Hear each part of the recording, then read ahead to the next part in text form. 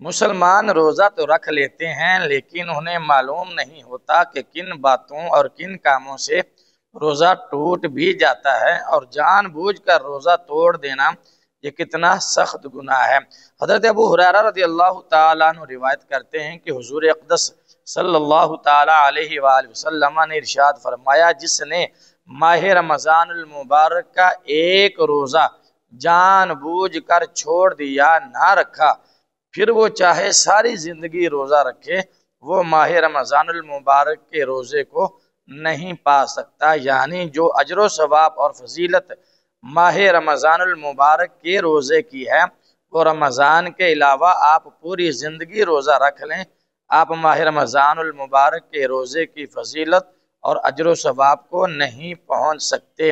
تو روزہ نہ رکھنے کی اتنی سخت وعید ہے، تو جو لوگ روزہ رکھ کر روزہ توڑ دیتے ہیں ان کے لیے کتنی سخت سزا ہوگی۔ رسول اللہ صلی اللہ تعالیٰ علیہ وآلہ وسلم کے ایک بڑے پیارے صحابی ہیں، حضرت امامہ رضی اللہ تعالیٰ عنہ فرماتے ہیں کہ میں نے رسول اللہ صلی اللہ تعالیٰ علیہ وآلہ وسلم سے سنا کہ نبی پاک صلی اللہ علیہ وآلہ وسلم نے ارشاد فرمایا کہ دو شخص میرے پاس حاضر ہوئے، یعنی دو فرشتے، انہوں نے میرے بازو کو پکڑا اور مجھے ایک پہاڑ کے پاس لے گئے اور کہا کہ پہاڑ پر چڑھیے۔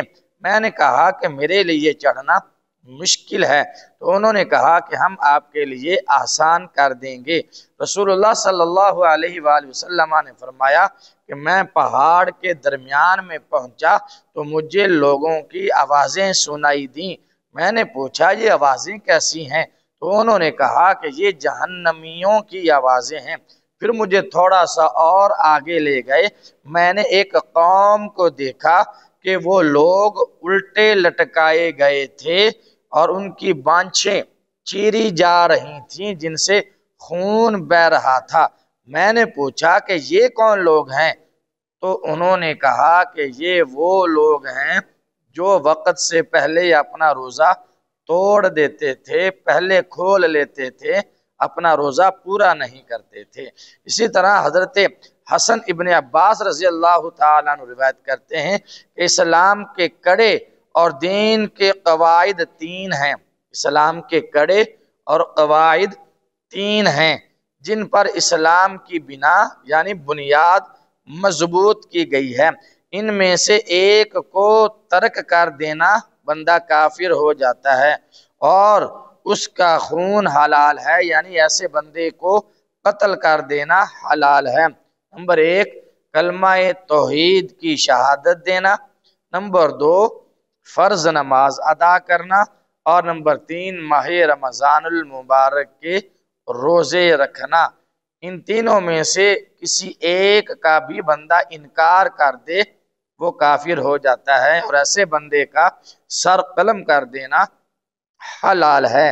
ایک اور روایت ہے کہ جو ان میں سے کسی ایک بات کو چھوڑ دے، ترک کر دے، وہ کفر کرتا ہے اور اس کی کوئی نماز، کوئی فرض، کوئی نفل اللہ کی بارگاہ میں قبول نہیں ہوتا۔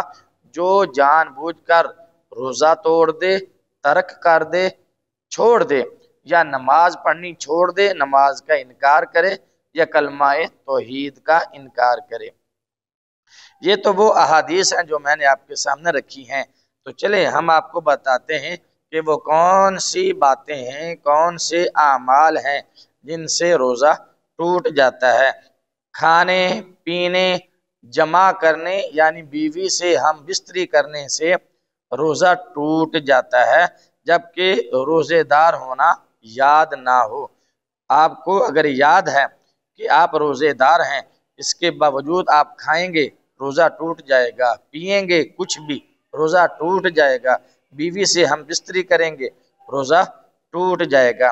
اسی طرح حقہ پینے سے، سگار پینے سے، سگریٹ پینے سے بھی روزہ ٹوٹ جاتا ہے، چاہے آپ اس کا دھواں حلق تک لے کر نہ جائیں، اس کا دھواں حلق تک نہ پہنچتا ہو۔ اسی طرح پان یا تمباکو کھانے سے بھی روزہ ٹوٹ جاتا ہے۔ باقی انشاءاللہ روزہ توڑنے والی باتیں اور روزہ ٹوٹنے والے کام ہم اگلی ویڈیو میں بیان کریں گے۔ ہمارے ساتھ جڑے رہیے۔ ویڈیو دیکھنے کا شکریہ، آگے شیئر کر دیں تاکہ مسلمانوں کو آگاہی اور علم حاصل ہو جائے۔ السلام علیکم ورحمۃ اللہ وبرکاتہ۔